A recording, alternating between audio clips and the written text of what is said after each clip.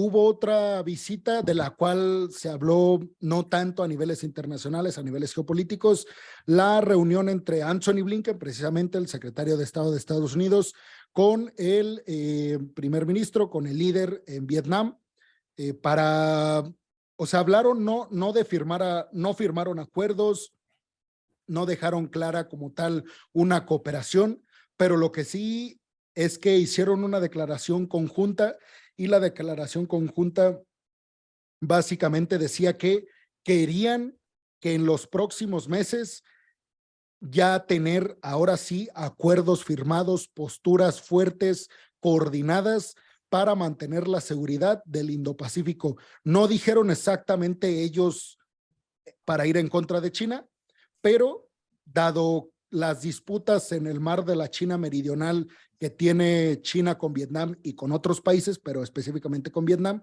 que es el tema en este punto del video, yo sí creo que va más por ahí. También el tema de que esta especie de, o sea, yo no me acuerdo quién lo dijo y seguramente tú sí recuerdas, pero un diplomático que dijo que Estados Unidos no quería un Japón en sus fronteras, haciendo referencia a México. O sea, que México siempre quería que se mantuviera como país que exportaba materias primas, pero no tecnología, que no le compitiera.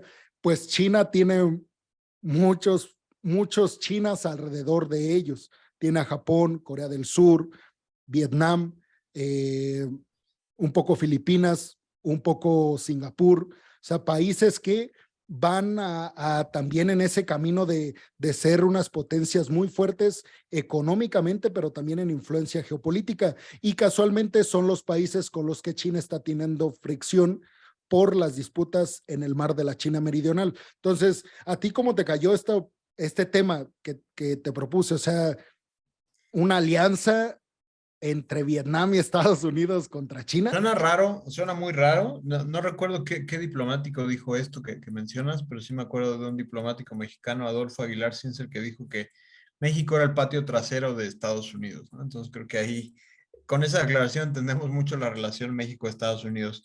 Pero brincándonos a este tema, debo confesarte que yo me enteré del tema porque tú me lo propusiste, porque muy pocos medios, de hecho la DW yo lo vi, pero en inglés, el DW en español no sacó nada. Había muy poca información de los grandes medios, ¿no? Me parece que obviamente fue Blinken, no fue Biden, sino pues obviamente se hubiera cubierto más, pero Pero lo se van a mismo, ¿no? reunir, o sea, prometieron que Exacto, se van a reunir. a eso iba. Básicamente era esta cuestión de posiblemente hay una reunión entre ambos mandatarios, ¿no? Entonces, parece que Blinken fue a planchar todo, a preparar la visita y sí manda un mensaje y me llamó mucho la atención que Blinken decía, una de las más dinámicas y una de las mayores relaciones que han tenido estas dos naciones, ¿no? Digo, realmente me parece muy paradójico. Recomiendo mucho un libro que se llama El Simpatizante, que es una novela que ganó premios hace un par de años sobre un vietnamita que era una cuestión entre agente de Estados Unidos, pero también participaba en la milicia de Vietnam y demás. Entonces, es muy interesante entender esta cuestión, porque básicamente sí, la guerra de Vietnam fue una derrota muy marcada en Estados Unidos, lo que representa todo esto que tú dices, ¿no? Nos vamos a la historia y sí refiere un capítulo muy triste, yo diría muy derrotista de la política exterior estadounidense y todo lo que le costó, vidas humanas, toda esta cuestión social. En el imaginario colectivo, Vietnam para Estados Unidos efectivamente representa algo muy negro. Entonces, esta cuestión de decir, bueno, nuestros socios, nuestros amigos, vamos, o sea, obviamente, como se dice aquí en México, te lo digo, Juan, para que escuches Pedro, ¿no? Entonces, obviamente, esta cuestión de estas alianzas ¿qué gano más con esta relación? Pues obviamente esta cuestión del ajedrez, ¿no? Cómo estoy moviendo mis piezas por un lado está el G7, por un lado está esta perspectiva de Vietnam. Y ahora que estamos hablando tanto de Blinken, yo no sé qué tanto se ha considerado Blinken como un candidateable, ¿no? Que ya no he seguido mucho la cuestión demócrata, pero me parece que es alguien que está donde tiene que estar, tiene mucha responsabilidad y el hecho de que se haya ido a Vietnam, pues creo que habla mucho de lo que le están confiando a Blinken, pero un claro mensaje ya para cerrar, sí veo un claro mensaje de Estados Unidos hacia hacia China, de decir, bueno, estamos no acorralándote, pero sí estamos mandando como dardos muy, muy puntuales hacia ciertos países y ante cualquier perspectiva, pues ya estamos viendo esta cercanía estadounidense, ¿no? Que sí se puede hablar de que son cuestiones comerciales y diplomáticas y demás, pero va hacia una cuestión geoestratégica muy, muy clara. También, bueno, para, yo creo que en este tema de la guerra de Vietnam, yo siento que hay una, como una opinión pública generalizada, y yo me incluyo, en el pasado me causó mucha extrañeza darme cuenta de eso, que pues, cuando recién empezaba a meterme en estos temas, por ahí me topé con un video en YouTube de la DW, precisamente, que tiene muy buenos reportajes, muy buenos documentales en YouTube, por ahí por si lo quieren checar. Eh, el documental era básicamente de la guerra de Vietnam.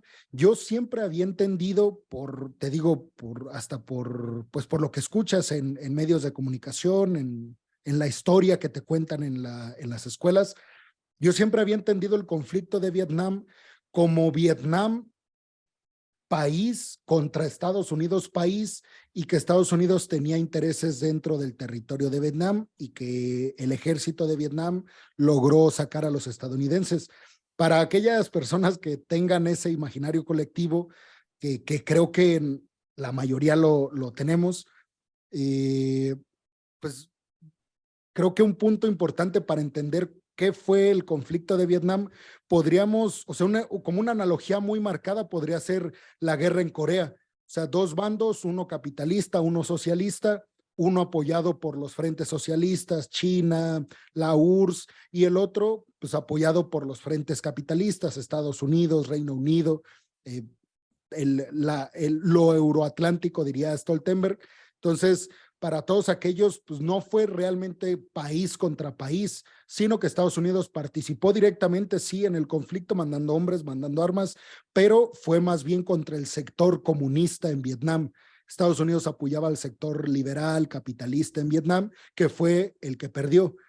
Caso contrario a lo que pasó en Corea, que aunque nadie ganó y nadie perdió, pues sí se delimitaron fronteras, se dividió, y pues ya tenemos ahorita en las dos Coreas, en la península de Corea, lo que tenemos actualmente, que son una capitalista y una comunista. Dicho esto, pues yo sí creo que eso da pie a una reconciliación y a una apertura en las relaciones internacionales, porque finalmente yo creo que como diplomático Anthony Blinken podría usar este argumento de, bueno, o sea, realmente no fue país contra país, sino más bien nosotros participamos activamente a favor de un grupo. Hoy entendemos perfectamente que Vietnam es una potencia sumamente emergente y que está pues tomando muchísima fortaleza, y que sin duda alguna, como dices, o sea, Estados Unidos le manda el mensaje a China de, pues, un competidor tuyo, un posible competidor tuyo para la influencia, para la economía, para todo lo que quieres lograr en esta región y en todo el mundo, un fiel competidor como Vietnam parece que se nos está acercando y parece que estamos ganando influencia en toda esta región para contra ti, a través de países que pues parecía que no iban a darle problemas a China. Y yo me fui de espaldas cuando vi que el crecimiento económico de Vietnam hoy en día es mayor al de China. Claro, China sigue creciendo a pasos agigantados, pero disminuyó, y el de Vietnam sigue creciendo a pasos acelerados, como estaba creciendo China hace 5 o 6 años. Entonces, interesantísimo esto. Sí, sí, sí, bueno, toda esta cuestión de, sí, un país comunista, Vietnam, pero con toda esta cuestión que está muy abierto a simplemente que veamos las playeras, muchas de las playeras que traemos puestos, la ropa se maquila en Vietnam, ¿no? Y es impresionante la forma en que se maquila allá, entonces vamos viendo que efectivamente, a lo mejor sí vemos pobreza, vemos ciertos sectores golpeados por la economía, pero en términos de macroeconomía, pues sí, Vietnam es uno de los países que emerge y ahí es donde vemos, bueno, que Estados Unidos, las relaciones internacionales son esto, ¿no? Mi socio no es tanto mi socio y mi aliado, sino el enemigo de mi enemigo. Entonces, pues obviamente ahí estamos viendo estas alianzas, ¿no? Y lo que creo que el ejemplo que pones de Corea es fundamental para entender ese momento de la Guerra Fría, las zonas de influencia, las zonas rojas que veíamos, ¿no? En conflicto, que siempre eran en países satélites, en otras instancias, pero efectivamente como pues muchas veces se deja a un lado todo ese pasado bélico y se busca aliados desde otro tipo, pero con esta visión, la llamada doctrina preventiva que se creó ahí tras la Guerra Fría y demás. Entonces, pues interesante, muy, muy interesante. Y entonces, bueno, ya nada más para terminar, yo os quiero decir que Estados Unidos además está intentando ganarle clientes a Rusia y a China en cuanto a poderío militar se refiere, y uno de ellos es Vietnam, que se está viendo reacio a continuar comprándole tanto poderío militar a Rusia, sobre todo por la especulación que existe alrededor de la industria militar rusa. Entonces, Vietnam está buscando eh, proveedores nuevos de poderío militar, y también Estados Unidos está muy interesado en Vietnam por ese lado, además del lado pues que tiene que ver con ponerle piedritas en el camino a China en esa carrera por convertirse en la superpotencia hegemónica a nivel mundial y arrebatarle ese puesto a Estados Unidos.